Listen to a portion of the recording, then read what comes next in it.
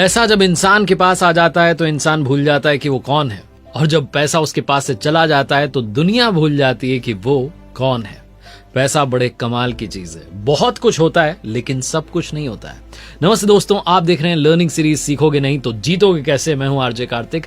Personal finance से जुड़ी बहुत सारी किताबों के बारे में आपने सुना होगा, लेकिन आज मैं आपको एक ऐसी बुक के बारे में बता रहा हूं जो आपको साइकोलॉजी ऑफ मनी यानी कि पैसे का जो मनोविज्ञान है उसको बताती है। मॉर्गन हाउसेल ने ये बुक लिखी है, और ये बुक जब भी फाइनेंस की बात आती है, पर्सनल फाइनेंस को मैनेज करने की बात आती है, तो मस्ट रीड बुक कही जाती है। बहुत आसान शब्दों में आपको 5 लर्निंग्स इस बुक से बताऊंगा जो कि आपको सारी बुक का सार समझा देंगी। मॉर्गन हाउसेल की लिखी हुई किताब द साइकोलॉजी ऑफ मनी, जिसमें धन के मनोविज्ञान के बारे में बहुत डिटेल में बताया गया है।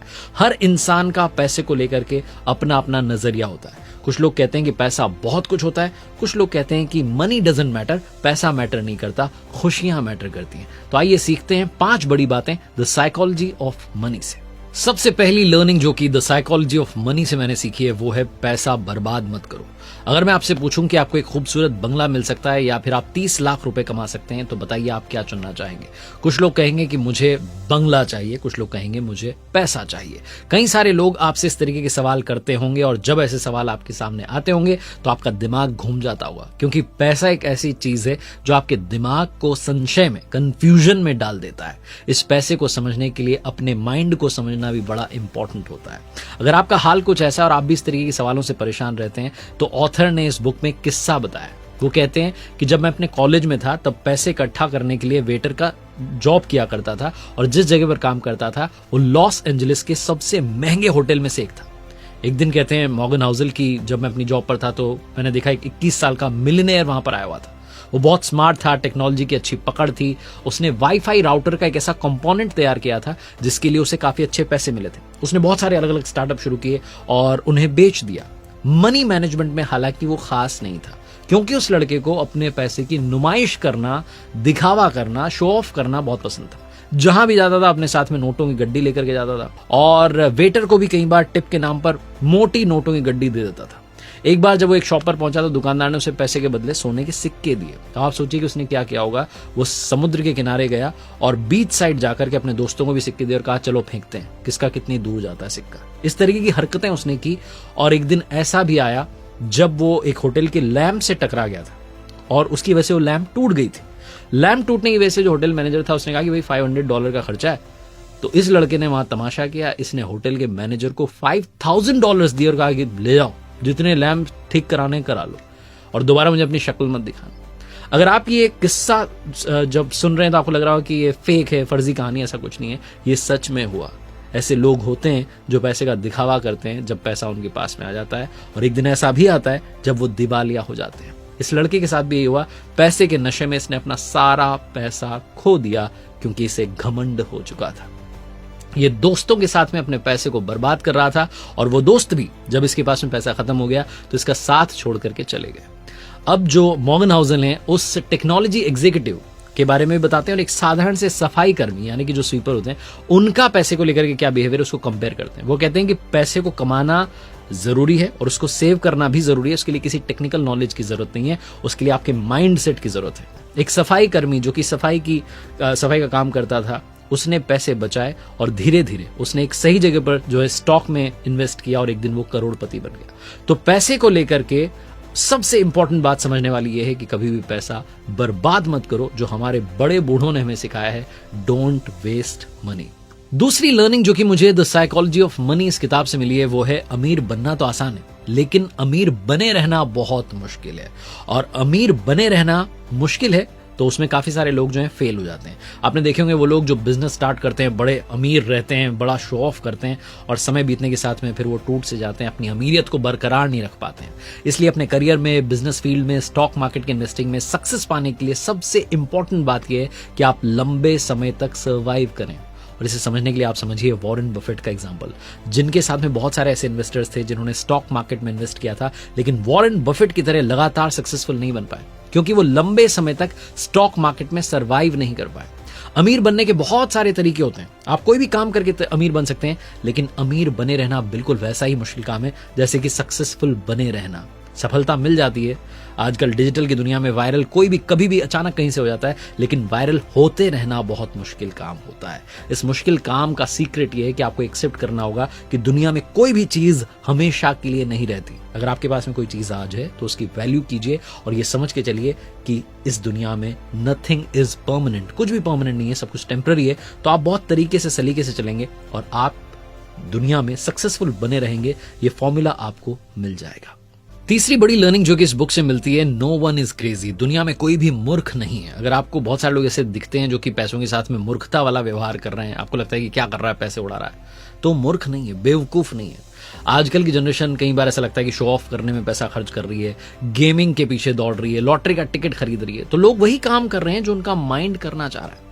कई लोग गरीब होते हैं, उनको लगता है कि हम इमरजेंसी के लिए पैसे अरेंज नहीं कर सकते, लेकिन अभी जो है उसको तो उड़ा लेते हैं, अभी तो जीवन को जी लेते हैं। तो लोगों का जो एटीट्यूड है वो पैसे को लेकर के अलग अलग प्रकार का है। कई सारे लोग ऐसे भी हैं जो कहते हैं कि पैसों की सेविंग करना हमारे लिए पॉसिबल नहीं है, क्योंकि हम जितना कमा रहे हैं उससे ज्यादा खर्च हो जा रहा है। तो इसलिए हम ये सोचते हैं कि जो भी है बस उसको जी लो। ऐसे कई सारे लोग होते हैं जो बड़ी गाड़ियों के बारे में सोचते हैं, बड़े घर के बारे में सोचते हैं, महंगे स्कूल के बारे में एडमिशन कराने का सपना रखते हैं। तो अगर आपको ये चीजें आसानी से मिल चुकी हैं तो आप उनकी कद्र करना शुरू कीजिए, क्योंकि ये चीजें कई लोगों के लिए आज भी एक सपना ही है। मॉर्गन हाउसल एक कहानी सुनाते हैं और वो मैसेज देते हैं कि चाहे इंसान गरीब हो, मिडिल क्लास से बिलोंग करता हो, बहुत अमीर हो, वो अपने फाइनेंशियल रिलेटेड जो डिसीजंस होते हैं वो एक्सेल शीट का एनालिसिस करके नहीं लेता है, वो अपनी सिचुएशंस, अपने इमोशंस से अफेक्ट होकर के लेता है। ऐसा हो सकता है कि जो फैसले मैं लूं वो आपको बेवकूफ़ी भरे लगे, यह भी हो सकता है कि आप जो लें मुझे लगे कि क्या फैसला आपने ले लिया। तो हमारी जो ग्रोथ है वो इस पर डिपेंड करती है कि आसपास की जो सिचुएशन चल रही है, जो हमारे इमोशंस चल रहे हैं, उनको हम किस तरीके से मैनेज करते हैं, अपने पैसे को किस तरीके से मैनेज करते हैं और उसका सही इस्तेमाल करते हैं। जब भी आप शेयर खरीद रहे हैं तो आप ये याद रखिए कि किसी ने वो शेयर बेचा है। इसका मतलब कि जब कोई आपको शेयर आप खरीद रहे हैं तो आप उसे सस्ता समझ के खरीद रहे हैं, लेकिन दूसरा इसलिए बेच रहा है क्योंकि उसको महंगा लग रहा है। कुल मिलाकर के कहने का मतलब यह है कि लोगों को हमेशा यही लगता है कि वो बढ़िया डील कर रहे हैं, और हो सकता है कि उस वक्त के लिए वो बढ़िया डील भी हो। आज से 20 साल पहले अगर किसी ने अमेजॉन के शेयर लिए होंगे तो आज वो 2600% के फायदे पर बैठा होगा। हो सकता है कि उस वक्त किसी ने अमेजॉन के शेयर लिए ही ना हो। तो कुल मिलाकर के कहने का मतलब यह है कि पैसे को लेकर के कोई भी मूर्ख नहीं है, वो अपने आसपास की सिचुएशन, अपने इमोशंस के हिसाब से डिसीजन ले रहा होता है। चौथी लर्निंग जो कि इस बुक से मिलती है, पैसा कभी भी काफी नहीं होता। हमेशा आपको ऐसा लगता रहेगा कि पैसा और मिल जाए तो बढ़िया रहे, लेकिन यही दुख का कारण है। साइकोलॉजी ऑफ मनी के बारे में बताने के लिए कोलकाता के रजत गुप्ता का एग्जाम्पल देते हैं ऑथर। कहते हैं कि 40 साल की उम्र में अनाथ होने के बावजूद एक बड़ी कंपनी के सीईओ बन गए थे। 2008 में उनके पास में $100 मिलियन थे। वो चाहते तो इंटरेस्ट इनकम के जरिए बैंक में पैसा रखा रहता और उसके जरिए ही वो इंटरेस्ट इनकम से कुछ और पैसे कमाते, लेकिन वो उससे संतुष्ट नहीं थे।